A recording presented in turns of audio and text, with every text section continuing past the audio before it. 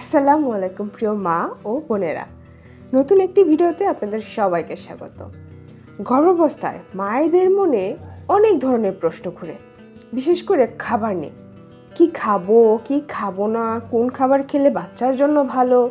তাই আজকের এই ভিডিওতে আমি আপনাদের জানাবো দুটি সহজ কিন্তু আশ্চর্যজনক দুটি খাবারের কথা। সেটা হচ্ছে খেজুর আর হচ্ছে ডাবের পানি, যেগুলো কিনা আমাদের বাসায় খুবই পরিচিত একটা খাবার। তো এইগুলো গর্ভাবস্থায় খেলে আপনার কী কী উপকার হবে বা কখন বা কী পরিমাণে খেলে আপনার ক্ষতিও হতে পারে, এই সম্পর্কে আপনাদের বিস্তারিত জানাবো। আর সব কিছু জানলে আপনি সত্যিই অবাক হবেন। আর অবশ্যই ভিডিওটা শেষ পর্যন্ত দেখবেন, কারণ ভিডিওর শেষ পর্যায়ে আছে কিছু গুরুত্বপূর্ণ সতর্কতা যা মায়েদের অবশ্যই জানা জরুরি। তো ভালো লাগলে লাইক, কমেন্ট, শেয়ার করে দিবেন। আর যদি নতুন হয়ে থাকেন আমার চ্যানেলে, তাহলে প্লিজ সাবস্ক্রাইব করে দিবেন, কারণ আমি চেষ্টা করি প্রতিনিয়ত প্রেগনেন্সি নিয়ে গুরুত্বপূর্ণ টপিক নিয়ে আপনাদের সামনে হাজির হওয়ার জন্য, যাতে প্রেগনেন্সি টাইমটা আপনাদের নিরাপদে কাটে। তো আর কথা না বাড়াই, চলুন মূল আলোচনায় চলে যাওয়া যাক। চলুন প্রথমেই আপনাদেরকে আমি জানাই ডাবের পানি নিয়ে। ডাবের পানি গর্ভাবস্থায় খেলে কি কি উপকার হয় বা কি ক্ষতি হয়। ডাবের পানির অনেক উপকারিতা রয়েছে। আপনাদের প্রথমে উপকারিতাগুলো বলি। প্রথমটাই হচ্ছে শরীর ঠান্ডা রাখে। দেখেন, প্রেগনেন্সিতে আমরা অনেক ওজন গেইন করি না? তো এক্সট্রা ওজনের কিন্তু এক্সট্রা গরম আছে। তো এই গরমটা তো নিয়ন্ত্রণ করতে হবে, তাই না? তো আপনি যদি এই গরমটা কমানোর জন্য আপনি ঠান্ডা পানি খান, ফ্রিজের ঠান্ডা পানি খান, তাহলে কিন্তু আপনার আবার ঠান্ডা লেগে পড়তে পারে। তো ঠান্ডা লাগলে কিন্তু তখন আরও ঝামেলা। তো ওই ঠান্ডা একটা কিছু খাওয়ার জন্য আপনি ডাবের পানিটা বেছে নিতে পারেন, কারণ ডাবের পানি কিন্তু প্রাকৃতিকভাবে ঠান্ডা। তো এটা কিন্তু আপনার যে তাপমাত্রাটা আছে, শরীরের এক্সট্রা তাপমাত্রা, সেটা কিন্তু নিয়ন্ত্রণ করতে সাহায্য করবে। তাই চেষ্টা করবেন প্রেগনেন্সি টাইমে ডাবের পানি খাওয়ার জন্য। আর একটা হচ্ছে পানি শূন্যতা দূর করে এই ডাবের পানি। দেখেন, প্রেগনেন্সি টাইমে যে মর্নিং সিকনেসগুলো হয়, সে কারণে বমি, ঘাম হয়, এছাড়া শরীর দুর্বলতা লাগতে পারে। এইগুলো যদি হয়, তাহলে কিন্তু শরীরে যে ইলেকট্রোলাইট আছে সেটা কিন্তু কমে যায়। আর ইলেকট্রোলাইট কমে গেলে কিন্তু ভীষণ বিপদ। তো আপনি এই সময় ডাবের পানি খেতে পারেন। ডাবের পানি কিন্তু প্রাকৃতিক স্যালাইন হিসেবে কাজ করে। তাই ডাবের পানি আপনি এই সময় রাখতে পারেন আপনার খাদ্য তালিকায়। ডাবের পানি কিন্তু কোষ্ঠকাঠিন্য কমায়, জানেন কি? ডাবের পানি কিন্তু সহজে হজম হয়, সেই জন্য আপনার কোষ্ঠকাঠিন্য দূর করে। এছাড়া বিভিন্ন খাবারের মাধ্যমে কিন্তু আপনি কোষ্ঠকাঠিন্য কমাতে পারেন। তবে ডাবের পানি কিন্তু আপনার কোষ্ঠকাঠিন্য প্লাস আপনার পেট যে শক্ত হওয়া হয় না একটা সমস্যা, সেই সমস্যাটা দূর করবে। প্রেগনেন্সি টাইমে অনেক মায়েদের একটি কমন সমস্যা থাকে যে প্রস্রাবের জ্বালা পোড়া করে, সেই জ্বালা পোড়াটা বেড়ে তখন ইনফেকশনের জায়গায় পৌঁছায়। তো আপনি যদি নিয়মিত ডাবের পানি খেতে পারেন, তাহলে কিন্তু আপনার এই প্রস্রাবের জ্বালা পোড়াটা কম হবে, প্লাস আপনার যে ইউরিন ইনফেকশনের সমস্যাটা, সেটা থেকেও আপনি মুক্তি পাবেন। এই ইউরিন ইনফেকশনটা কিন্তু আপনি পর্যাপ্ত পরিমাণে বেশি করে পানি খেলেও কিন্তু কমাতে পারেন। কিন্তু গর্ভাবস্থায় অনেক মায়েরা আছে যে পানি খেতেও তাদের বমি বমি ভাব লাগে। তো সেক্ষেত্রে আপনি যদি ডাবের পানিটা খান, সেটা কিন্তু বিকল্পের কাজ করবে পানির। মোস্ট ইম্পর্টেন্টলি একটা জিনিস আছে, বাচ্চার অ্যামনিওটিক ফ্লুইড, মানে গর্ভের বাচ্চা যে ফ্লুইডের ভিতর থাকে, মানে পানির ভিতর যে সে থাকে, সেই পানিটা ঠিক রাখা। আপনি যদি পর্যাপ্ত পরিমাণ পানি খান, তাহলে কিন্তু বাচ্চাটা ঠিক থাকে। এছাড়াও এক্সট্রা করে যদি আপনি নিয়মিত ডাবের পানিটা খেতে পারেন, তাহলে কিন্তু আপনার যে অ্যামনিওটিক ফ্লুইডটা আছে, এটা একদম সবচেয়ে ভালো, সবচেয়ে বেস্ট থাকে। তবে বোন, ডাবের পানি খাওয়ার কিন্তু কিছু সতর্কতাও আছে, সেগুলো কিন্তু আপনাকে অবশ্যই মেনে চলতে হবে। দিনে 2টির বেশি ডাব খেতে যাবেন না। আর ঠান্ডা ডাব অবশ্যই খাবেন না, কারণ ঠান্ডা ডাব খেলে আপনার উল্টা আরও ঠান্ডা লেগে যাবে। আপনি ডাবটা কাজ করবেন, রোদে কিছুক্ষণ রেখে দিবেন। তো রোদে রাখলে আপনি তখন ডাবটা একটু হালকা গরম হয়ে যাবে, সেই ডাবটা খেতে পারেন।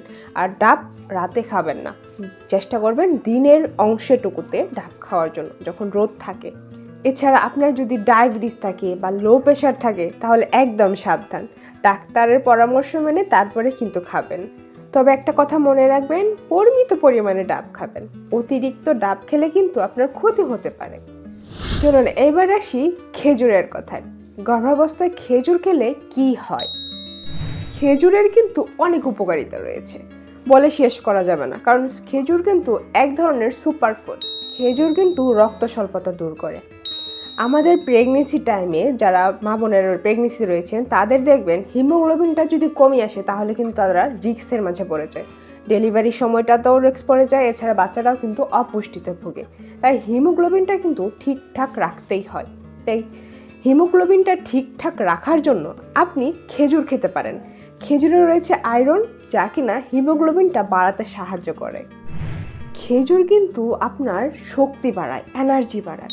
আপনি যদি খেজুর খান, দেখবেন যে আপনার যে শরীর দুর্বলতা রয়েছে বা মাথা ঘোরার সমস্যা রয়েছে, এগুলো কিন্তু কমে যাবে। আরটা হচ্ছে খেজুর কিন্তু আপনার হজম শক্তি বাড়ায়। আপনি যে বিভিন্ন ধরনের খাবার খান, সেগুলো যদি ঠিকমতো হজম না হয়, তাহলে কিন্তু তখন আপনার কোষ্ঠকাঠিন্য দেখা দেয়। তাই আপনি খেজুর খাবেন, দেখবেন আপনার হজম শক্তিটা খুব ভালো হয়ে যাবে। খেজুর নর্মাল ডেলিভারি হতে সাহায্য করে। কিভাবে জানেন? শেষের 2টা মাস, যেমন 8 মাস আর 9 মাস, অনেক মায়েদের অভিজ্ঞতা থেকে তারা বলে যে শেষের যে 2টা মাস রয়েছে, এই 2টা মাস যদি নিয়মিত আকারে খেজুর খাওয়া হয়, তাহলে নাকি নর্মাল ডেলিভারি সম্ভব হয়।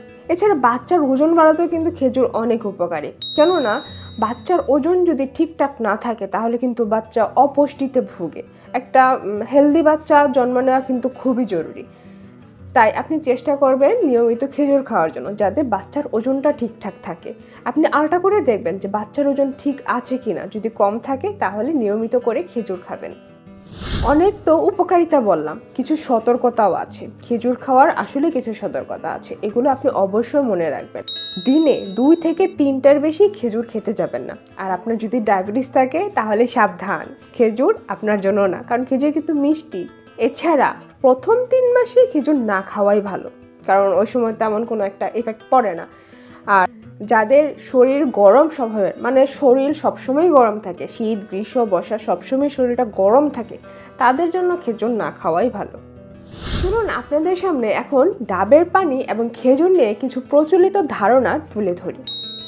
ডাবের পানি খেলে বাচ্চা সাদা হয়, চোখ বিলাই চোখা হয়। শুনেছেন কি?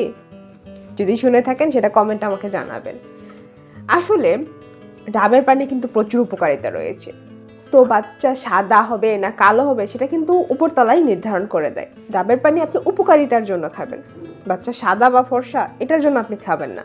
এছাড়া অনেকেই বলে খেজুর খেলে নাকি ছেলে সন্তান হয়। আচ্ছা, আপনিই বলেন, খেজুর আপনি খাবেন পরে, আর সন্তান তো নির্ধারণ হয়ে গেছে আগেই, তাহলে ছেলে সন্তান কিভাবে হয়? এর একটা ভুল ধারণা না, বলেন তো? আপনি খেজুর খাবেন বাচ্চার ওজনের জন্য, আপনার বিভিন্ন সমস্যা থেকে আপনি মুক্তি পাওয়ার জন্য। এছাড়াও যে আরেকটা বলছিলাম যে খেজুর খেলে নাকি সিজার লাগে না। আচ্ছা, সিজার লাগে না সেটা অবশ্য অনেক মায়েদের অভিজ্ঞতা থেকে বলছে যে শেষ 2 মাসে যদি খেজুর খায়, তাহলে নাকি নর্মাল ডেলিভারি বাচ্চা সম্ভব হয়। তবে সবার ক্ষেত্রে যে সেম হবে তা কিন্তু না। এগুলো কিন্তু সবই প্রচলিত ভুল ধারণা। তো চেষ্টা করবেন সঠিক তথ্যটা জেনে মনটাকে স্থির করতে। খাবার কিন্তু বাচ্চার লিঙ্গ নির্ধারণ করে না, তাই এই কথাটা মাথায় রাখবেন। খাবার আপনি খাবেন পুষ্টির জন্য, নিজের জন্য, নিজের সন্তানের জন্য। তো আজকের এই ভিডিওর মাধ্যমে আমরা কি জানলাম আপুরা? আজকের এই ভিডিওর মাধ্যমে আমি আপনাদেরকে জানানোর চেষ্টা করলাম ডাবের পানি এবং খেজুরের কিছু উপকারিতা, এছাড়া কিছু প্রচলিত ভুল ধারণা, সতর্কতাও জানালাম। আশা করি আজকের ভিডিওটা আপনাদের ভালো লেগেছে। যদি ভালো লেগে থাকে, তাহলে প্লিজ একটা লাইক দিয়ে দিবেন। আর যদি কোনো প্রশ্ন থাকে এই বিষয় নিয়ে, তাহলে সেটা আমাকে কমেন্টে জানাতে পারেন, উত্তর দেওয়ার চেষ্টা করবো ইনশাল্লাহ। যারা নতুন রয়েছেন তারা প্লিজ সাবস্ক্রাইব করে দিবেন, পাশের বেল আইকনটি বাজিয়ে দিবেন, যাতে পরবর্তী ভিডিওর নোটিফিকেশনটি সবার আগে আপনার কাছে পৌঁছায়। আর যারা অলরেডি সাবস্ক্রাইব করে দিয়েছেন, তাদের জন্য অফুরন্ত ভালোবাসা রইল। আপনাদের জন্যই আমার এতটা এগিয়ে আসা। তো আজ এই পর্যন্তই। ভালো থাকবেন, সুস্থ থাকবেন, নিজের এবং নিজের অনাগত সন্তানের যত্ন নেবেন। আল্লাহ হাফেজ। আসসালামু আলাইকুম।